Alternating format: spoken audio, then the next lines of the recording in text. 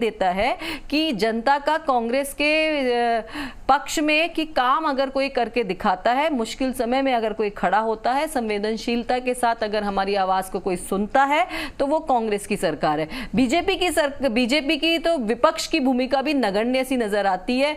वो ये हमारी लड़ाई की बात कर रहे हैं, हमारा हर एक नेता हमेशा जनता के साथ खड़ा हुआ, उसकी मुश्किल में साथ खड़ा हुआ नजर आता है। लेकिन बीजेपी है जो केवल अपनी एक सीएम की एक लाइन को खड़ा कर रही है, उसी में लगी हुई है और उसके अतिरिक्त और कुछ नहीं। और आज अगर मैंने पहले भी बात की, आज अगर जिस तरह से पेट्रोल, डीजल और गैस के दाम बढ़ रहे हैं, वो उज्ज्वला योजना का सिलेंडर जब सामने उस महिला के पड़ा हुआ मुंह चढ़ाता है और वो खून के आंसू रोती है कि मैं आज रोज मेरी रसोई का बजट गड़बड़ा जाता है, आज मैं अपने बच्चों का पेट काट करके भी सिलेंडर को नहीं भर सकती और इसी चूल्हे की धुएं की मेरे को खाना इसलिए बनाना पड़ रहा है क्योंकि सरकार सब्सिडी नहीं देना चाहती। लगातार गैस सिलेंडर के दाम 25-50 रुपए दाम एक साथ बढ़ते हुए किसी ने देखे ही नहीं है। जी अशोक शेखावत, महंगाई का मसला हो वो कम से कम वो लोकल बॉडी के जो चुनाव है उन्हें प्रभावित करता है।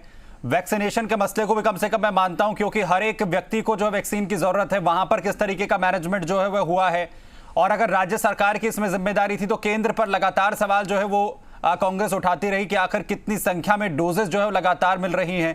राजस्थान के अंदर कोरोना काल के अंदर बेहतर काम हुआ, ये तो खुद प्रधानमंत्री ने कहा कि हाँ राजस्थान के अंदर जो है कोरोना को मैनेज करने के लिए राजस्थान की सरकार ने बेहतर काम किया है।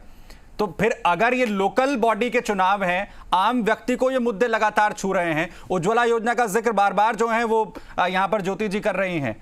आपने उज्ज्वला योजना के जरिए सिलेंडर तो दे दिया, लेकिन वो जो महंगाई है उस महंगाई के उन दामों में क्या एक गरीब व्यक्ति, एक रिक्शा चालक या एक छोटा रोजमर्रा के काम करने वाला व्यक्ति जिसकी मजदूरी, जिसकी दिहाड़ी जो है दिन की 500 रुपए या 600 रुपए है, वो आखिर उसे कैसे भरवाएगा? उसके लिए कोई इंतजाम हुआ? ये चीजें तो कम से कम लोगों को इंपैक्ट करती हैं। अशोक शेखावत जी, देखो कि जिस प्रकार से मैं आपके माध्यम से ज्योति जी बैठे हैं, मैं पूछना चाहता हूं, आप जनता के बीच में गए, आपने कहा कि बिजली के बिल क्यों बढ़ रहे हैं, वेट कम करेंगे क्या? टोल टैक्स को हमने जो मुक्त किया आपने वापस चालू किया, क्या करेंगे क्या? नहीं करेंगे। जिस प्रकार से अराजकता राजस्थान के अंदर फैल रही है वो करेंगे क्या? नहीं करेंगे। लेकिन क्या है, अपने जो वादे किए उनको वादों को बताया क्या जनता के सामने जाकर के? नहीं बताया। ये तो सिर्फ एक पंचायती राज के चुनाव के अंदर सिर्फ क्या काम कर रहे हैं, सिर्फ ये काम कर रहे हैं कि अपने एक दूसरे को नीचे दिखाने की कोशिश कर रहे हैं और नीचे दिखा भी रहे हैं कि हमसे टोल टैक्स कम करवाने के लिए मैं एक बात कहना चाहूंगी सुमित जी को, एक बात कहना चाहूंगी, उन्होंने एक और बात कही थी कि सत्ता का दुरुपयोग हो रहा है। सत्ता का दुरुपयोग हो रहा है, हाँ तत्पा का हो रहा है। हमने शिकायतें करी है, कलेक्टर क्या कहता है कि नहीं सुन रहे हैं, आम आदमी की नहीं सुन रहे हैं ये लोग, आम आदमी की नहीं सुन रहे हैं। और आप देख लीजिए क्या कर रहे हैं ये। आप देखिए जिस प्रकार से आपने कामा में क्या हुआ, कामा के अंदर जाकर के गाड़ियां ले जाते हैं, पशुओं पर चला रहे हैं और लोगों को जो प्रधान का जो दावेदार होता है उस दावेदार को किडनैप करने की कोशिश करते हैं, उनके परिवार वालों को धमका रहे हैं। तो ये सत्ता का दुरुपयोग नहीं है तो और क्या है? इनको दिखता नहीं सत्ता का दुरुपयोग कैसे होता है। हर जिले के जिला परिषद में इन्होंने सत्ता का दुरुपयोग किया है और कहने सत्ता का दुरुपयोग नहीं किया। कई तो आकर मनरेगा मजदूरों को लेके आ रहे हैं बिठा के गाड़ियों के अंदर, किस प्रकार से सिरोही में इन्होंने किया वो नहीं दिख रहा इनको कैसे किया है। और कह रहे हैं कि आपने ये तो बता दीजिए कि आपने जो बिजली की बिल बढ़ा रहे हैं और 1 वर्षों की बिजली बढ़ रही है, उसके लिए आपका मिसमैनेजमेंट फेल था, कुप्रबंधन था कंपनियों के साथ। किस प्रकार से किस कंपनी को आपने क्या दिया कुछ आपने नहीं बताया।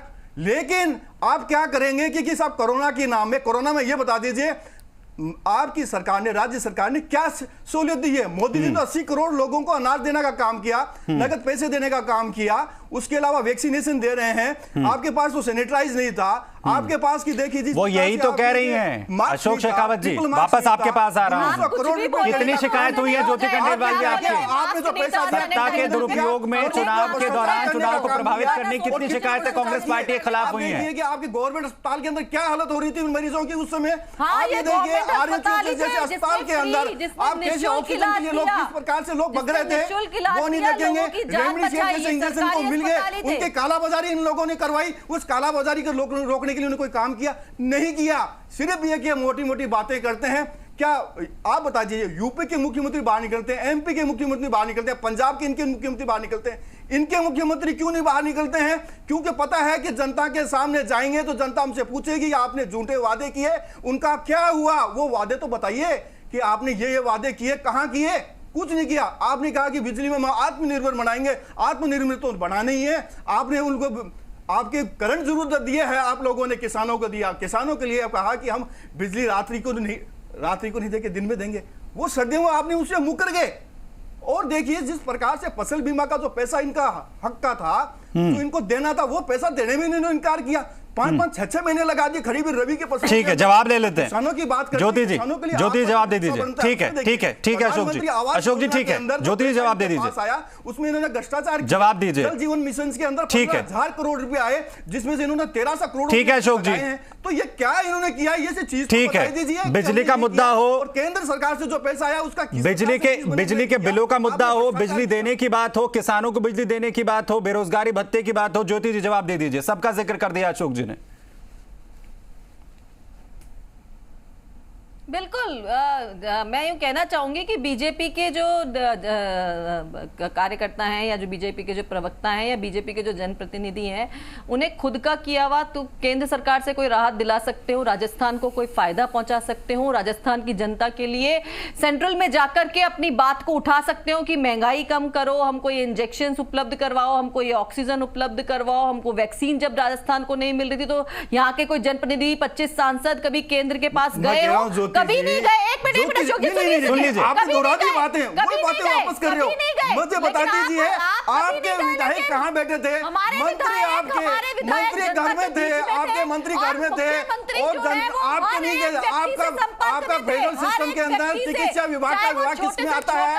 आपकी सूची में आता है, राज्य सूची में आता है। तो क्या दायित्व नहीं बनता?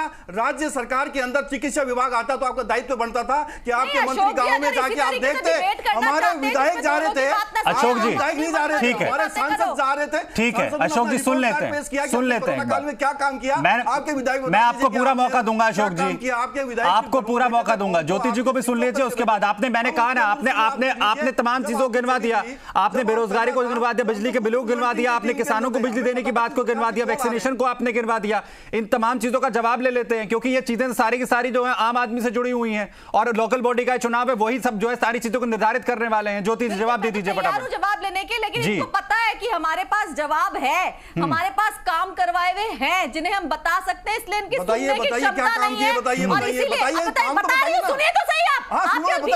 अशोक जी प्लीज एक एक करके। ठीक है ठीक है आप बताइए ना, एक मिनट बताइए। बोलने की क्षमता होती है उतनी सुनने की क्षमता भी होनी चाहिए। हमें क्षमता है जी, बोलिए। जनता भी बोलिए ज्योति जी। बिल्कुल ठीक है 2.5 साल से आप क्या कर रहे हैं? जनता सुन रही है, हमारी मान अशोक जी, जनता हमारे साथ खड़ी है, हमको इसमें कोई डाउट नहीं है। और आपके इस तरह से बीच में बोलने से हमें फर्क भी नहीं पड़ता है। लेकिन मैं ये जरूर कहना चाहूंगी कि आज अगर हम किसी भी मुश्किल, आज चिरंजीवी योजना का माध्यम से हो, आज अगर चिकित्सा के क्षेत्र में निरोगी राजस्थान की अगर परिकल्पना की तो राजस्थान की सरकार ने की। आज जनता को अगर चिकित्सा सुविधाएं अगर बेहतर ढंग से उपलब्ध करवाने का काम किया तो राजस्थान की सरकार ने किया। आयुष्मान योजना को आपने मुश्किल समय में किया, लेकिन जैसी योजना को 2 साल तक आपने पटक दिया।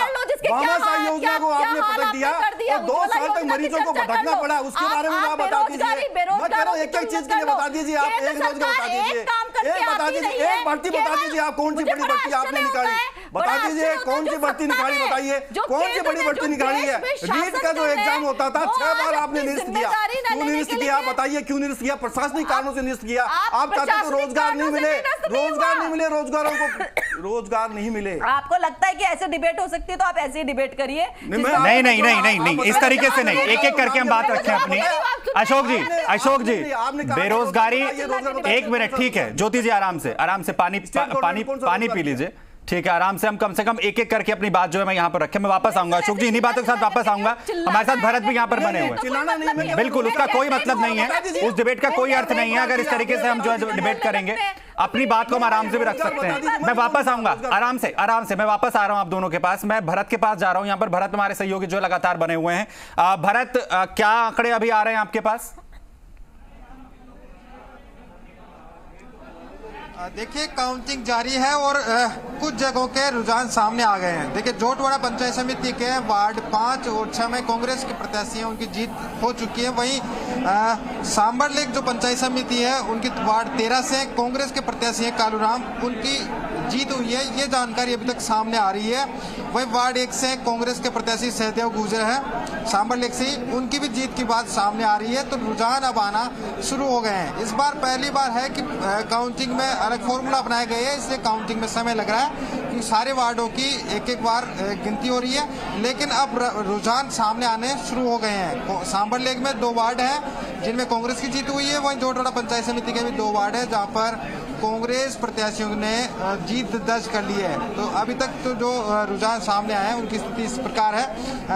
कोटखावदा की बात की जाए तो वहां पर कांग्रेस प्रत्याशी लगभग आगे चल रहे हैं और जमा रामगढ़ में भी 13 जो वार्ड है उनमें ऐसे हैं 7 जिनमें कांग्रेस प्रत्याशी लगभग आगे भी चल रहे हैं। तो लगातार रुझान आ रहे हैं और जीत के अंतर थोड़ी देर बाद में जीत की घोषणा भी यहाँ पर हो जाएगी। लेकिन अभी तक की जो स्थिति है उसके अनुसार कांग्रेस के जो प्रत्याशी हैं उनकी स्थिति थोड़ी ठीक ठाक ढंग से है, वो आगे चल रहे हैं। जी चलिए, वापस मैं आपके पास यहाँ पर लौटूंगा। दीपक भी हमारे साथ यहाँ पर जो है वो बने हुए हैं। दीपक, आपके पास क्या कुछ अपडेट है अभी?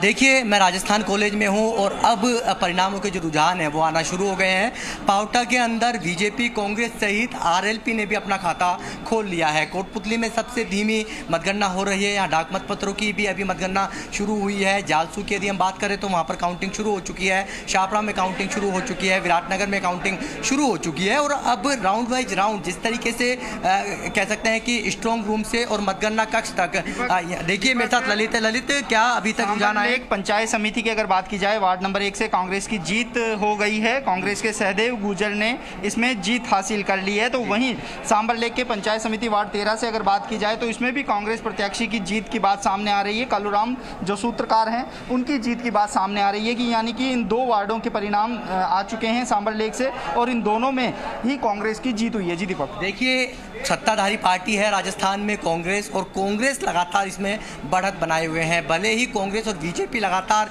ये दावे कर रही हो कि उनका इस बार जिला प्रमुख या कह सकते हैं प्रधान है, उनका पंचायत समितियों में प्रधान और जिला परिषद में जिला प्रमुख उनका बैठेगा, लेकिन ऊँट किस करवट बैठता है ये तस्वीर है। शाम को 5 बजे बाद तस्वीर साफ हो जाएगी। लेकिन अभी तक के जो रुझानों की बात करें तो कांग्रेस है अधिकतर पंचायत समितियों के वार्डों के अंदर बढ़त बनाई हुई है। हालांकि आरएलपी जो हनुमान बेनीवाल की पार्टी है, उनके भी जो कैंडिडेट चुनावी मैदान में उतरे थे उनका भी यहाँ पर खाता खुला है। पावटा पंचायत समिति के एक वार्ड में उनके भी कैंडिडेट्स की यहाँ पर जीत हुई है। लेकिन पूरी तस्वीर पंचायत समिति बिल्कुल वो कुछ ही देर के बाद साफ होगी। उसकी अपडेट लेने भी मैं आपके पास यहाँ पर आऊंगा। दीपक, आप बने रहिए हमारे साथ अनिल जी भी हैं, कोटा से बने हुए वरिष्ठ पत्रकार। अनिल जी, थर्ड फैक्टर के तौर पर आरएलपी को कहां पर जो है आप लोग देख रहे हैं इस बार?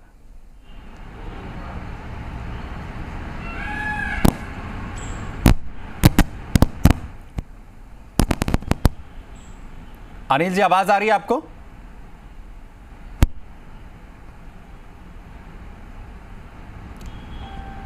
अनिल भारद्वाज जी, आवाज आ रही है आपको मेरी?